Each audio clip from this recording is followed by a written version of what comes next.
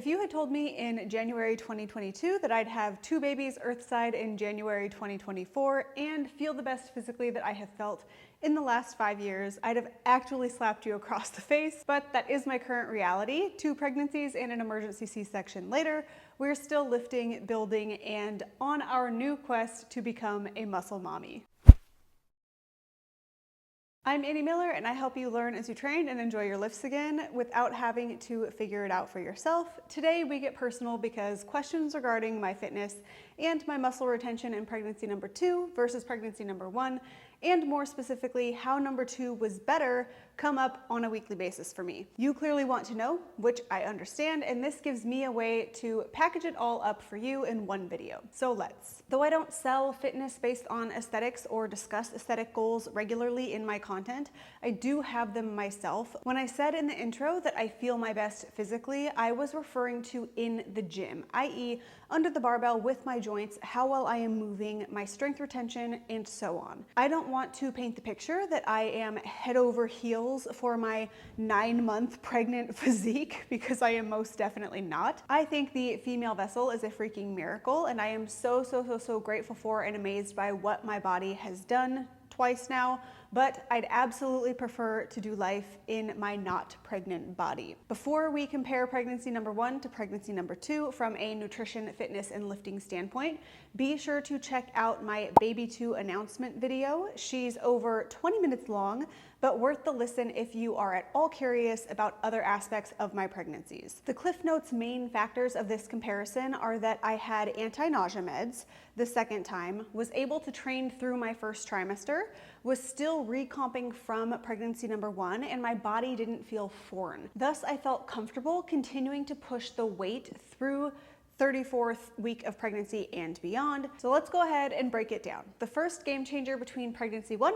and pregnancy 2 was access to anti-nausea meds and the lack of sickness along the way. How I entered each pregnancy played a huge role. In pregnancy number 1, I was dealing with some lingering hip pain and back pain, which I recorded a podcast all about a few months before getting pregnant. I just started seeing a sports masseuse and implementing some of the exercises that she was giving me in order to address issues that I was experiencing at the time. These issues were keeping me from lifting the way that I most enjoyed with that first pregnancy. So that was the state that I was in when I got pregnant. I was already in some pain and not training the way that I enjoy and get the best results from. Then the nausea set in around week 8, and I was down for the count. We're talking immobile. My Polar Watch literally said 3% of my daily activity some days.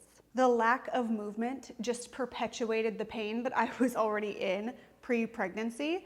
I had terrible SI joint pain and tailbone sensitivity, and I didn't start training again until about week 15, and not consistently, I'd say until about week 19 when I started the Mama Stay Fit birth prep program. We also did not have insurance, which was a whole other stressor, so I didn't have access to anti-nausea meds in that first pregnancy.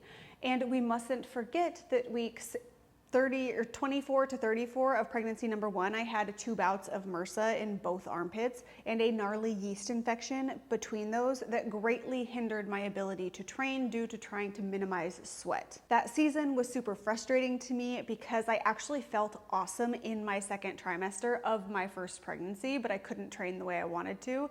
I trained as much as I could, but my frequency and intensity were both lacking due to nausea in the first trimester and those infections in the second and third trimester. Flash forward to pregnancy number 2, so much different. Hello insurance, having family medicine practice, and access to anti-nausea meds at week 6. I was pounding those puppies every morning and night. Mind you, I also was 4 months postpartum, very much still recovering from sleep deprivation and my C-section, but I'd been training consistently since about week 5 of being postpartum, so I was honestly feeling pretty good. The fatigue was still real in the first trimester, and I still experienced nausea, but the anti-nausea meds took the edge off enough that I was still able to move, and I had learned that I didn't feel any better or worse in terms of nausea if I lifted or didn't lift, so it was like I might as well lift, feel good about getting a lift in and having some me time if I'm going to feel the same either way. To recap that, I'd been consistent in training 4 days per week for almost 3 months at the start of pregnancy 2,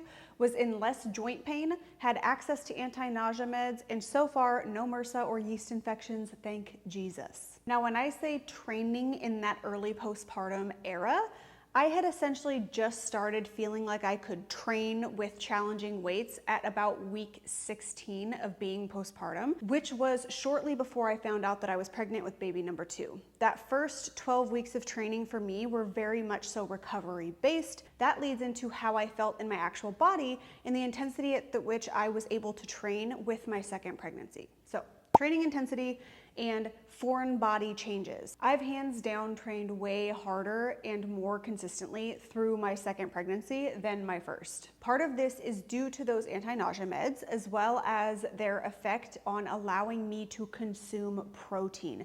My diet was far superior the second pregnancy than the first, and we will get into that next. By the time I got pregnant with baby 2, my body hadn't found homeostasis yet from baby 1. On one hand, I was still learning her as in my body, but on the other hand, I was much more acquainted with her from having experienced all of the changes that happened in pregnancy 1, as well as the rehab from postpartum. My body just felt way less foreign to me at the start of pregnancy number 2. Like the changes in my joints and movement patterns and things like that had already taken place. So this allowed me to feel more comfortable progressing through my training, using heavier weight, and even doing movement patterns that felt iffy in the first round of pregnancy. For example, in my first pregnancy, I didn't back squat at all. I just felt awful in that pattern with my hips and my back. In my early postpartum training, I followed Mama Stay Fit C-section recovery 16-week program. I did a ton of pelvic floor and core and hip work. By 12 weeks, I was back squatting with no discomfort and have continued to do so throughout the second pregnancy. Though I did sign up again for Mama Stay Fit's prenatal programming, I actually ended up just programming for myself. And I have loved training the way that I enjoy most with the implementation of all of the prenatal work that I learned from baby number 1. I've experienced little to no pain this pregnancy, and if I have, it's been in times of less movement, which is no surprise to me. And I've treated myself far less fragile simply because number 1, I actually feel less fragile, and number 2, I gained confidence from round 1, knowing I could likely push much harder through pregnancy and feel fine and maybe even better than if I didn't push. So I did, and it has been the best. That has been in large part due to nutrition, like I mentioned, and recomping using postpartum and pregnancy number 2 as kind of a building phase. I say that part very carefully, and I want to be clear in my perspective and my approach. So let's talk nutrition and recomp and newbie gains. Entering pregnancy number 1, I was eating fine, but not tracking anything, maybe just protein at the time. My first trimester, once the nausea set in, was comprised of literally bean burritos, grapes, Sour Patch Kids, bagels, and Doritos. Pair that with my lack of activity that I had, and you can imagine the physical changes that took place. I had weight gain and muscle loss. Compare that with pregnancy number 2. I was already using postpartum journey number 1 as a recomp and a building phase, meaning I was not in an active deficit. That was not my concern. My goal was to put on muscle. Upon becoming pregnant, that goal remained the same. Would pregnancy normally be the time to put on muscle? No. But the context here is that I was undertrained from pregnancy number 1 and rebuilding from postpartum. So I was atrophied, and there were newbie gains to be taken advantage of in my case. Back to nutrition, a few things to note in pregnancy number 2. I was tracking my food just to see where I was at and to mainly be sure that I was getting 130 grams of protein per day. Remember, my goal was to put on muscle as well as recover tissue from my C-section, which high quality protein is important for. Due to the anti-nausea meds in the first trimester of pregnancy 2, I was able to keep my diet mostly the same, high in protein and way more diverse and regular than pregnancy number 1. This factor, mixed with the higher loads and consistent training, led to better body composition and muscle gain and retention through my second pregnancy. Here is a photo of week 4, pregnancy 1, and week 24 of pregnancy 1, and week 4 of pregnancy 2, plus being early postpartum, and week 27 of pregnancy 2. I felt my overall body composition continued to improve through about week 30 of pregnancy number 2 at least. Then the goal became to just maintain muscle and as much strength as possible while managing pelvic floor pressure and any symptoms that I was having later in pregnancy. So the better maintenance of muscle and overall body comp in pregnancy number 2 came from that combination of number 1, capitalizing on those newbie gains to be had in postpartum, and 2, feeling more at home in my body and being in less pain. Number 3, access to those anti-nausea meds and being able to consume adequate protein. Number 4, all of that allowing me to be more consistent with at least 4 days of lifting in the gym and lifting at a higher intensity with pregnancy 2 compared to pregnancy 1. The last factor I'll mention is simply that this wasn't my first rodeo. So being way more knowledgeable overall is the next point.